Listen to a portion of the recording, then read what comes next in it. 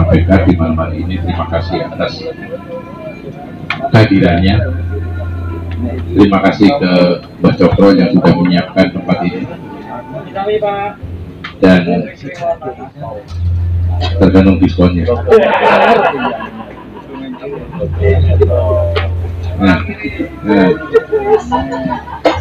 Tapi saya bisa menyambangi dimanapun saya pergi, sehingga saya pasti akan ketemu dengan teman-teman. Bukan untuk tujuan 2024, tapi untuk bagaimana Indonesia tangguh menghadapi bencana. Itu yang bisa saya lakukan. Yang saya sampaikan, terima kasih, selamat malam, assalamualaikum warahmatullahi wabarakatuh. Salam sehat, salam tangguh, dan siap untuk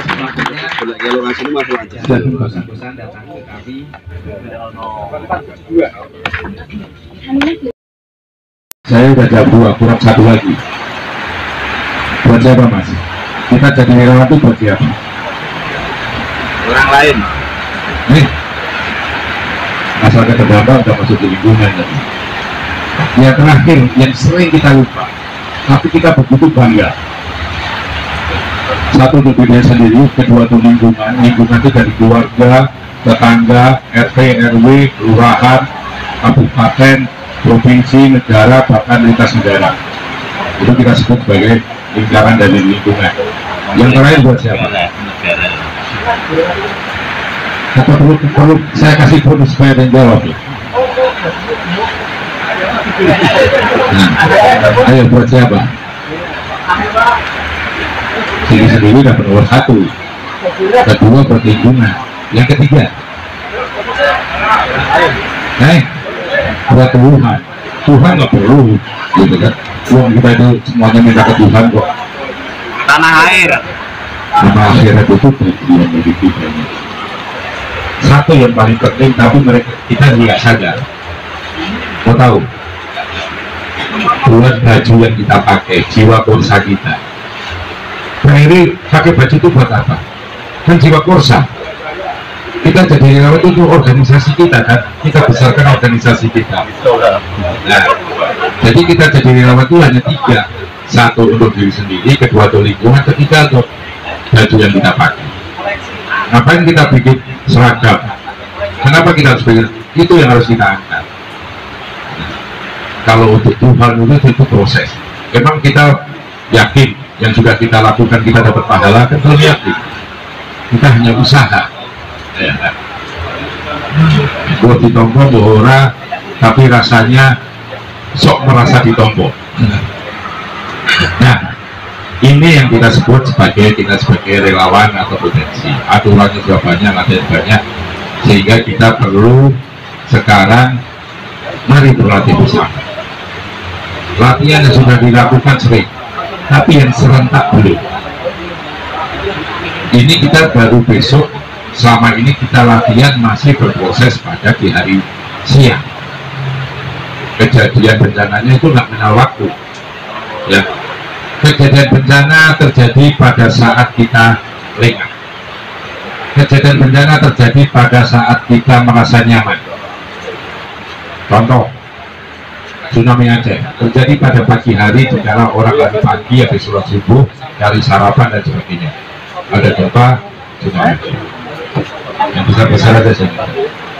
NTB gempa terjadi pada saat orang sholat isya, orang sudah mulai istirahat, orang lagi ibadah, ya. Kadang di ibadah itu kita juga lengah. Kita tahu pasti kondisi di mana saat ibadah itu aman. Ya. Kira-kira apa?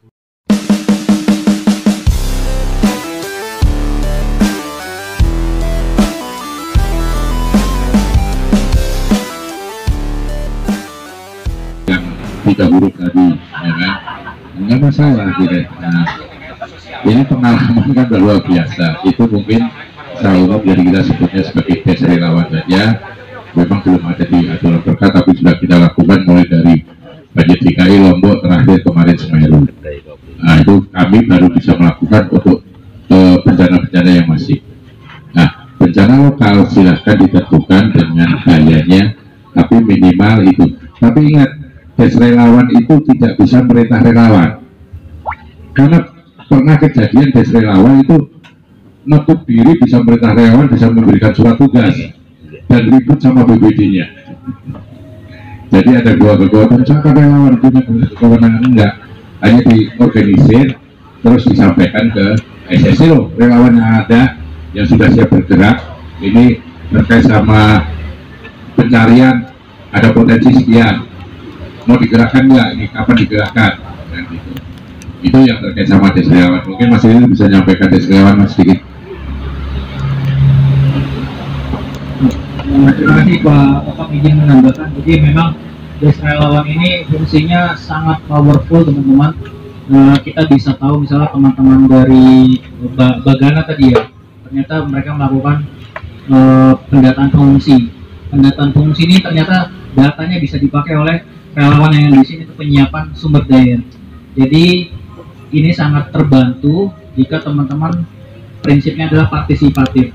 Platform sudah kami siapkan, tapi kalau tidak ada yang mengisi, tidak ada gunanya juga. Jadi biasanya dalam sebuah operasi, teman-teman menunjuk satu orang menjadi staf administrasinya.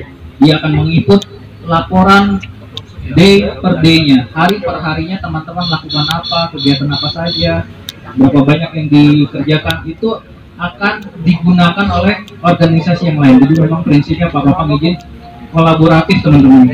Dalam upaya penanggulangan bencana tidak bisa bermain sendiri-sendiri, tapi kita bisa saling bekerja sama, dan itulah gunanya dari BPBD hadir untuk membantu mengkoordinasikan itu semua.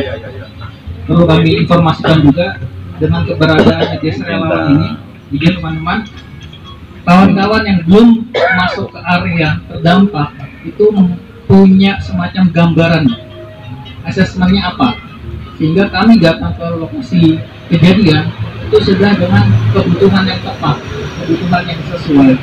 Itu yang kami dorong dengan adanya des relawan ini. Teman-teman bisa termonitor pergerakannya setiap hari, itu ada briefing. Seperti yang di Semeru ada pembagian zona segala macam, itu dilakukan.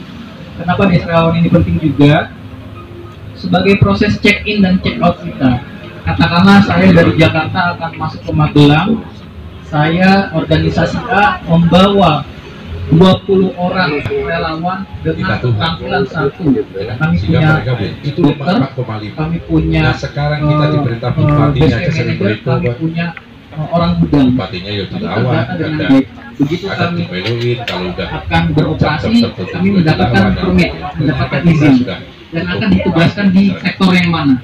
Jadi ini membantu kerja kolaboratif, sehingga saat kami melaporkan kedatangan, kami akan beroperasi selama 7 hari ke depan, dan kami akan kembali di hari sekian. Itu terinformasikan supaya apa? Kawan-kawan nanti bisa memetakan kebutuhannya. Sekali lagi, mengutip apa yang disampaikan Pak Doni Monardo waktu tanggap darurat di Mamuju, 70% keberhasilan tanggap darurat itu adalah relawan. Jadi luar biasa, tepuk tangan buat kawan-kawan kita semuanya. Terima kasih Pak Bapak. Jangan bosan-bosan datang ke kami.